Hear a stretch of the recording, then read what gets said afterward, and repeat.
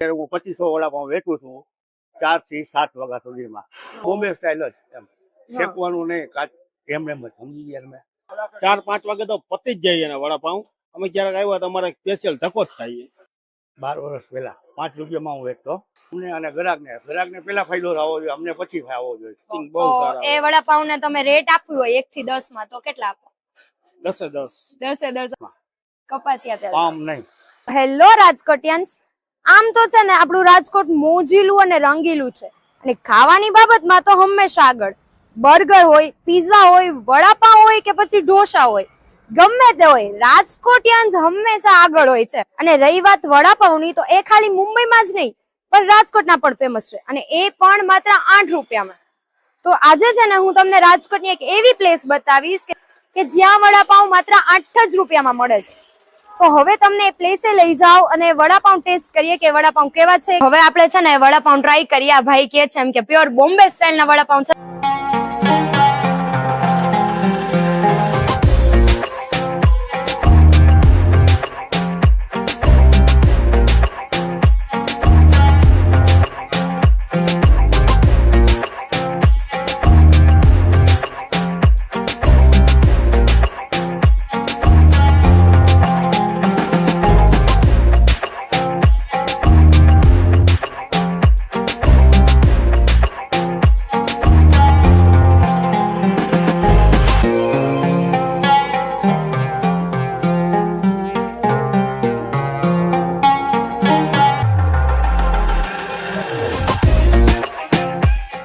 વાહ, આ મુંબઈ જેવું જ લાગે છે. જો એમાં ગ્રીન ચટણી, ઓલી લસણ વાળી ચટણી જે છૂટી આવે, ચાકી.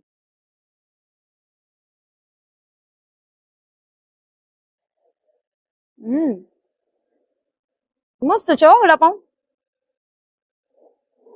હવે આપણે બ્રેડ પકોડા ચાખીએ. અને જો એમાં વડાપાઉંની સાથે સાથે મરચું પણ, તળેલા મરચા. તો તમે પણ છે ને અહીંયા વડાપાઉં ખાવા આવો અને ટેસ્ટ કરો. આ ભાઈ બહુ જોરદાર વડાપાઉં બનાવે છે અને એ પણ ખાલી 8 રૂપિયામાં. તો હવે છે ને આપણે ભાઈ સાથે વાત કરીએ. ચાલો. કેમ છે ભાઈ? બસ મજામાં. આવો. જય શ્રી કૃષ્ણ. જય શ્રી કૃષ્ણ. તમે આ 8 રૂપિયાના વડાપાઉં વેચો છો, તો તમને એવો 8 રૂપિયાના વડાપાઉં વેચવાનો ક્યારે વિચાર શું આવ્યો? 12 વર્ષ પહેલા 5 રૂપિયામાં હું વેચતો. 5 રૂપિયામાં 10 ના 2.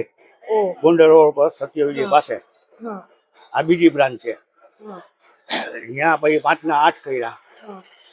8 રૂપિયામાં હજી હાલે છે અમારે. તો તમે 8 હજી અમને પોસાય છે. અમને અને ગ્રાહકને પેલા ફાયદો થવો જોઈએ, અમને પછી આવવો જોઈએ.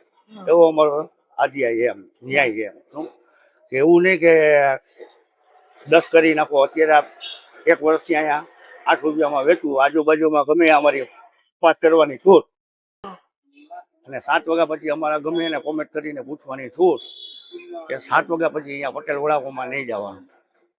મવડી પ્લોટ વરિયા ગાંઠિયાવાળાની બાજુમાં. તો તમે જોયું કે ભાઈ છે ને 2500 વડાપાઉં ખાલી 4 વાગ્યાથી 7 વાગ્યા સુધીમાં જ વેચી નાખે છે અને પેલા 5 રૂપિયામાં વડાપાઉં વેચતા. તો તમને પ્રોફિટ શું થાય? અમારે વધારે હોય ને, ખરીદી અંદી સાથે હોય. લોટ, તેલ, બટેટા, ચટણી, મરચા, એમ એ વસ્તુ બગડે નહીં ને એની ખરીદી વધારે હોય અમારે. એટલે થોડાક અને રોકડા પેમેન્ટ જ કરવાનું, બાકી ક્યાંય નહીં. શું એટલે એમાં ફેર પડે ને એમ. કેમ કે એવો વિચાર આવ્યો તમે ક્યારે? અત્યારે બધા વડાપાઉં 30 રૂપિયામાં વેચે, 15 રૂપિયામાં વેચે અને તમે 8 માં વેચો છો. તો અમે બોમ્બે સ્ટાઇલ જ એમ શેકવાનું નહીં, એમ જ સમજી ગયા તમે. પછી 2-3 જાતની ચટણી આપી, ઠંડુ પાણી આપી, તળેલા મરચા આપી.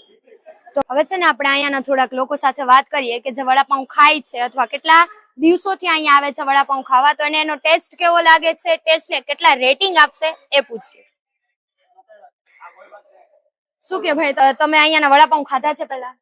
ઘણા ટાઈમ થી ખાઉં છું. ઘણી વાર ત્યાં તો એને હે ને લગભગ 4-5 વાગે તો પતી જ જાય એના વડાપાઉં. અમે ક્યારેક આવ્યા તો અમારે સ્પેશિયલ ધક્કો જ થાય. વડાપાઉં સારા આવે છે વડાપાઉં. હા, ક્યારેક આવી તો અમારે વડાપાઉં ખાવા હોય ને તો અમારે ધક્કો જ થાય. ખાલી અમે 6 વાગ્યા પછી આવી તો અમારે કોઈ દી વડાપાઉં મળતા નથી. રાહ જોવી પડે વડાપાઉં. રાહ જોવા કરતા ખલાસ થઈ ગયા હોય. એની આગળ એમ થાય કે ભાઈ આજ 100 માણાનું કરવાનું, એના બદલે 200 નું કરી આવે તો ફિનિશ થઈ એટલા જાય. સારા ટેસ્ટ હા, આવે છે tasting વડાપાઉં. બહુ તો સારા એ વડાપાઉં ને તમે રેટ આપ્યું હોય 1 થી 10 માં તો કેટલા આપો? 10 10 આપો. એટલા ભાવે છે તમને? હા, તો પછી તમે જોયું એમ એ ભાઈ વડાપાઉં જ્યારે ખાવા આવે ને ત્યારે પૂરા જ થઈ જાય છે. એમ કે છે કે નક્કી જ કર્યું એ ભાઈએ કે 200 લોકોના લઈ આવશે કે 300 લોકોનું, એટલે કે વધારે જ સામાન લઈ આવશે, પણ તોય પૂરું થઈ જાય છે. તો હવે તમને એમ લાગતું હશે કે 8 રૂપિયાના વડાપાઉં છે તો હેલ્ધી હશે કે નહીં, હેલ્થ માટે સારા હશે કે નહીં, પણ એ ભાઈએ કીધું એમ કે એ લોકો 4 વાગે આવે છે અને 7 વાગે જાય છે, અને 4 વાગે આવે ને ત્યારે બધો સામાન લઈને આવે છે અને જે 7 વાગ્યા પહેલા જ પૂરો થઈ જાય. એટલે કે એટલી વસ્તુ બધી ફ્રેશ જ છે, વાસી નથી. તો છે કપાસિયા તેલમાં વડાપાઉં બનાવે છે, પામોલિન ઓઇલમાં નહીં, એટલે કે ઓલવેઝ હેલ્ધી જ છે. તો તમે અહીંયાના વડાપાઉં ટેસ્ટ કર્યા છે કે નહીં કોમેન્ટમાં જરૂર જણાવજો, અને જો નો કર્યા હોય ને તો અહીંયા જરૂર આવજો, પણ હા 7 વાગ્યા પહેલા હો, કેમ કે ઓલા ભાઈએ કીધું એમ પતી જશે. આવા જ વિડીયો જોવા માટે અમારી ચેનલને સબસ્ક્રાઇબ કરો, લાઈક કરો અને તમારા ફ્રેન્ડ્સને શેર કરવાનું ભૂલતા નહીં.